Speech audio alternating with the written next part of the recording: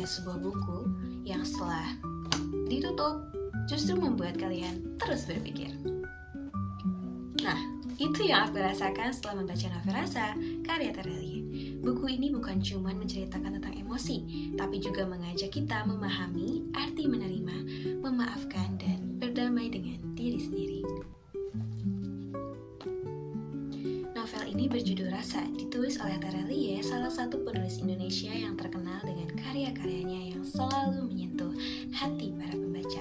Buku ini mengangkat tema kehidupan, keluarga, persahabatan, dan perjalanan seseorang dalam menghadapi berbagai perasaan yang ada dalam hidupnya. Alasan aku memilih novel ini karena temanya sangat dekat dengan kehidupan kita.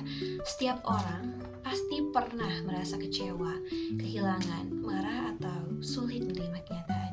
Dan menurutku, Terelie berhasil mengangkat hal-hal itu menjadi sebuah cerita yang sederhana, tetapi penuh makna. Buku ini juga relevan dengan kondisi sekarang, ketika banyak orang lebih memilih memendam perasaannya daripada menghadapinya.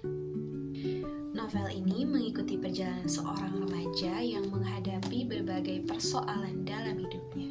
Dari setiap pengalaman yang dialaminya, pembaca diajak melihat bahwa setiap orang memiliki luka yang berbeda-beda.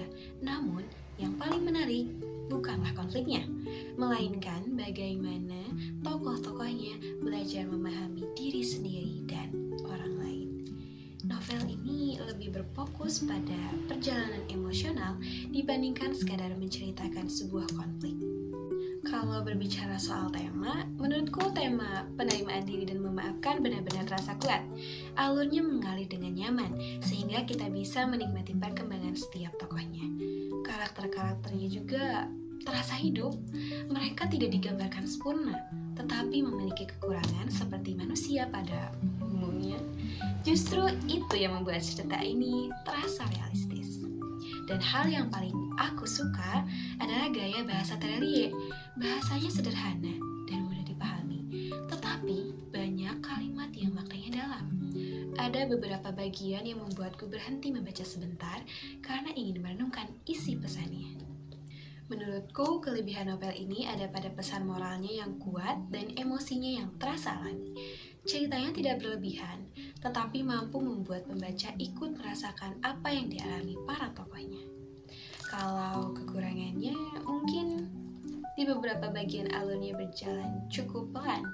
Buat pembaca yang lebih suka cerita dengan banyak aksi atau konflik yang cepat, bagian ini akan terasa sedikit lambat. Tapi menurutku, ritme ini justru membuat penyampaian emosinya lebih maksimal. Menurutku, itulah kekuatan terbesar novel Rasa.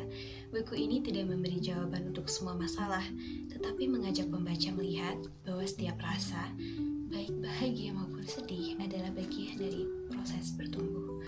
Kalau kalian sedang mencari novel yang hangat, penuh makna, dan bisa membuat kalian ikut merenung tanpa merasa digurui, aku sangat merekomendasikan novel ini. Rating dariku 4,8/5. Terima kasih sudah menonton. Kalau kalian udah pernah baca novel Rasa, tolong tulis di kolom komentar.